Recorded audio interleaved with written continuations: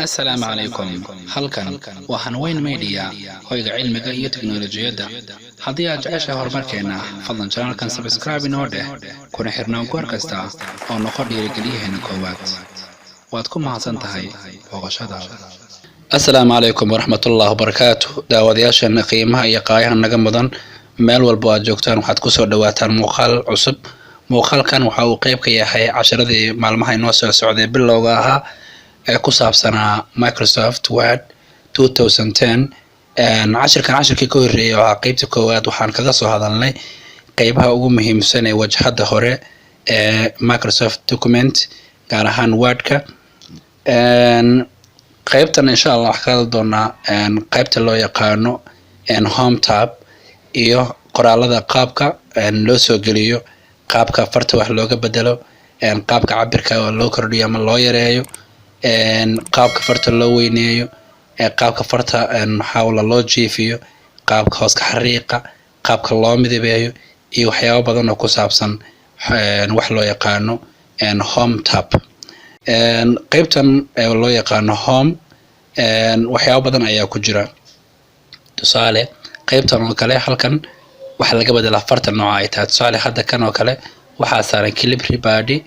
oo cabirkiisu yahay 11 qaybtan waa cabirka qaybtan waa farta haddii aad jeceshahay farta inaad bedelato nooca ay tahay halkaas ayaad ku dhufanaysaa boqolaal kala nooc oo far ah ayaa ku jira halkan kii ku cajab geliyo ayaad ka xulanaysaa tusaale hadda anaga waxaan rabnaa inaan qorno qoraal kaas wax badan aan ka bedeli doono tusaale waxaan qoraynaa kani waa cashirkeena labaad marka sida u qorno waxaan rabnaa marka inaan bedelno farta nooca ay tahay cabirka ay tahay haddii aad u baahan tahay inaad bedesho farta cabirka ay tahay marka hore qoraalka hadla saar hadduu sar kaliya yahay falaartan halka hore geey kadibna hal mar jagsi kadib marka waxaad imaataa qaybtan farta halkaas ku dhufo kadib faraha saas u doordooro qoraalkaagana fiiri farta hadba sida isku bedesho waad aragtaa kan waa Times New Roman Arial markaas mid kamid ah dooratana farta si automatic ay isku bedeli doonto kanna waxaa loo isticmaalaa farta cabirkeeda hadda si default-ga ah 11 ayaa saaran waa fartaas yar yar ah haddii aad rabto waad ka weynay kartaa tusaale 20 22 24 26 ilaa hadba 72 kee doonto ayaad geysan kartaa hadda anaga 16 intaan noo geey marka hadda waxaan sameeyay laba hool oo farta nooceeda inaan bedelnay cabirkeedana aan bedelnay farta cabirkeeda marka inaad number doorato waa ka dhigi kartaa haddii kale waxaad dooran kartaa xarafkan weyn ayaad click si kartaa sidoo kale waxaad isticmaali kartaa wax loo yaqaan shortcut oo ah control plus greater than ayaad qaban kartaa soo hadda haddii aan kan caadi u taabto waad aragtaa farta markaas cabirkeedu inuu sii weynaanayo sidaas uu aaye markaasna laba number ayaa farta cabirkeeda kordhaysaa kanna isna waa cagsigiisa asna haddii aad isticmaalayso shortcut waxaad isticmaali kartaa control plus less than marka aad ku dhufato farta markaas cabirkeeda laba number ayuu hoos u degayaa waa sida marka labadaas marka waxaa loo isticmaalaa farta in laga kordhiyo ama kanna farta in laga yareeyo kan xiga farta ayaa waxaa laga bedelaa hadba qoraalka inuu xarfaha way noqdo mid waaweyn mid maxaa lahaayay yar yar hadba nooca aad rabto farta inaad u ekaysiiso bilowgeeda ayaa la isticmaalaa kan oo kale tusaale sentence case marka aan ku dhufan waxaa dhacaya kaliya xarafka ugu horeeya sadarka inuu noqdo xaraf weyn tusaale ka soo qaad hadda haddii marka hore ahaa xaraf iska yar saan oo kale hadda kani oo kale xarafka ka bilowdo waa xaraf yar markii aan ku dhufto qaybta u koreyso oo sentence case maxaa dhacayo markasta xarafka bilowgiisa wax laga dhacay ka dhigaysaa xaraf weyn qaybta ka hoose waa lower case waa dhammaan xarfaha waxay ka dhigaysaa kuwa yar yar haddii aad ku dhufatana waad aragtaa dhammaan xarfihii waxay ku noqdeen kuwa yar bilow ilaa dhammaadba qaybta kasii hooseysa uppercase aa lahaa waa dhammaan xarfaha oo dhan in laga dhigo kuwa aad u waaweyn soo markaa ku dhufan oo kale maxaa dhacay waad aragtaa dhammaan xarfihii noo qornaa waxay noqdeen kuwa aad u waaweyn kan ka hooseeya waxaa loo yaqaanaa capitalize each word xaraf kasta ka dhig mid weyn waa gaar ahaan xaraf kasto bilow ah kelimad kasta bilowgeeda wax ku bilaabanaysa xaraf weyn tusaale waa kan oo kale hadda kani xaraf weyn ku bilaabatay waa xaraf weyn ku bilaabatay casharkii caada xaraf weyn ku bilaabatay marka kaasna waa kaas kan ugu hooseeyasna waa isku qas xaraf weyn xaraf yar inuu isdhaafiyo waaye marka sida caadiga laakiin waxaan normal ah kan ugu koreeyo oo sentence case-ka ah in sida caadiga ahna nidaamka wax loo qoro ayaaba sidaas ah waa in xaraf ugu horeeyo farta laga dhigo xaraf weyn qaybtan waxaa loo yaqaanaa clear formatting waxa ay ka tirtaa qoraalkaagii dhammaan waxyaabihii laga bedelo dhan qoraalkii asalka ahaa tusaale farta in la weyneeyey in cabirkeeda la kordhiyey in midabkeeda la bedelay in backgroundka maarta la bedelay hadba fartan waxyaabaha lagu kordhiyo dhan ayay ka saartaa waxayna ku soo celisaa sidii originalka farta u ahaa ama maxaa lahaa qaabkii marka hore qoraalka aad bilaabaysay qoraalkaaga cabirkiisa uu ahaa iyo farta qaabkii u tiilay haddii aan kaa ku dhufan maxaa dhacay waxaad u soo celis defaultigii markasta oo waxaad ogaataa oo word soo kiciso fartaada waa calibri body cabirkaaguna waa 11 marka qaybtan marka shaqadeeda waxay tahay in qoraalka ay dib ugu soo celiso asal ahaan halkii uu ka yimid qaybtan xigta ka hooseysa iyana maxay qabataa qaybtan hadda xaraf ugu horeeyo oo meesha ku yaalo xarafka b ah oo bold ah macnaha farta waa in macnaha laga dhigo mid tiq ah oo xogaa burburan kalarka madowna aad ugu badan yahay tusaale markii aan taabto maxaa dhacaya fartii way noqonaysaa mid xogaa buuran oo kalarka madowgana uu ku badan yahay haddii aad ka qaadana sida caadiga ayaad ku soo noqonaysaa oo normalka ahaa marka control b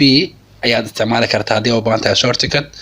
ama meeshan xarafkan b ayaa kaliya taaban kartaa kan ku xiga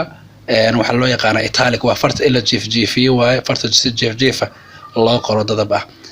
haddii aad click siiso maxaa dhacayo farti waad aragtaa inay xogaa jiifatay fartana qaab ahaan isbedeshay isna sidoo kale shortcut uu leeyahay waxaad dhihi kartaa control plus i kama control i haddii aad ku dhufatana sidii caadiga ay farta kusoo laabanaysaa qaybtan waxaa loo isticmaalaa underline hoos ka xariiqid waa qoraalka dhan inaad hoos ka xariiqdo xariiq nooc uu yahay waa bedelan kartaa halkaas aad ku dhufan kartaa hadba haddii xariiq aad u rabto laba nooc noqdo haddii aad u rabto inuu hal line oo hal xariiq oo weliba xoogaa bold ah noqdo haddii aad u rabto inuu noqdo kuwa dhibco leh haddii aad u baahan tahay hadba nooca aad ka xulan karto adiga ay ku qusaysaa halkanna waxaa kusii yaalo waxa loo yaqaano more underlines kuwa aad u tiro badan marka adiga ayaa ka xulan karo oo halkaas ayay kugu sii jiraan marka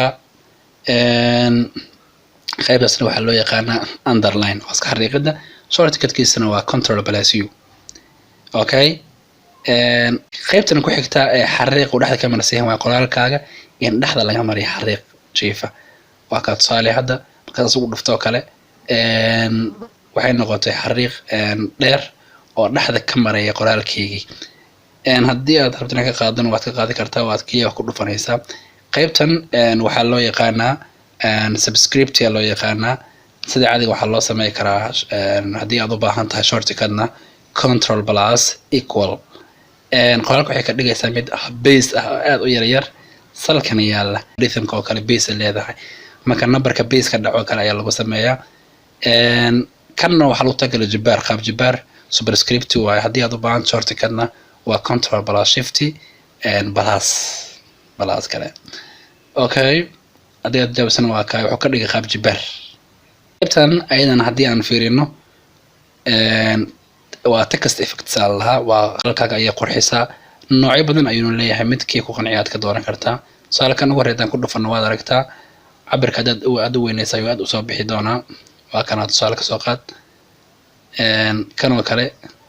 ayaa dooratay tan ayuu ka dhigayaa waana qaab qurux badan runtii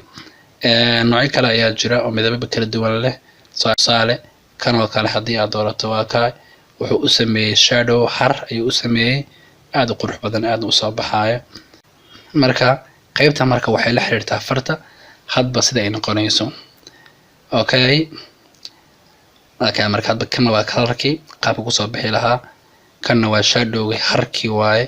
halkan waa qoraalka waxa kasoo hoos muuqanayo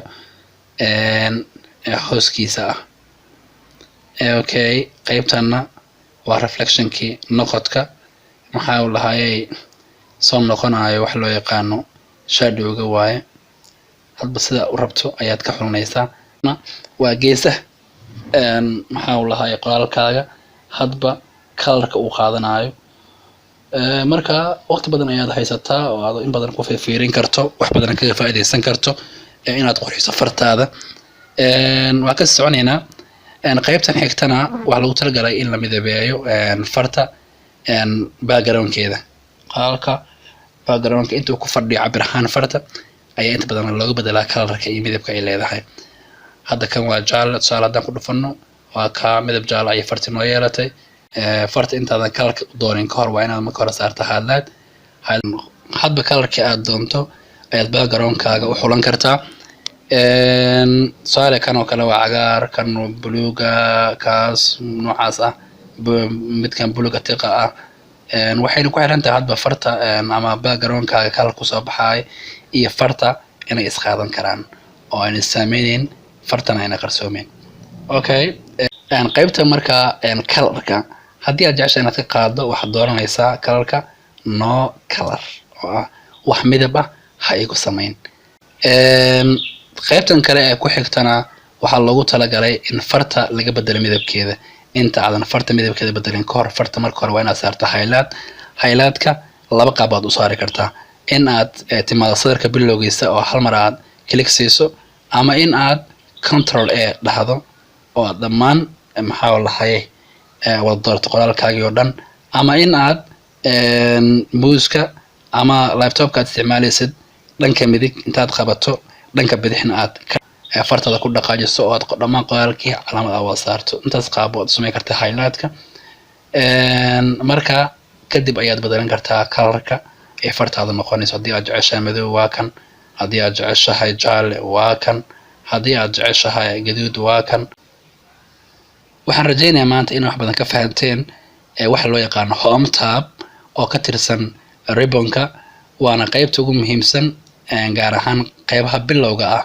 ee farta ama qoraalka waxaan rajaynayaa inaad wax badan ka faa'iideen cashirkan tan iyo cashirka xiginta kulmi doona waa walaalkiin Cabdirasaaq Cabdullaahi oo idinku dhaafay sida nabadgelyo wasalaamu calaykum waraxmatullaahi wabarakaatuh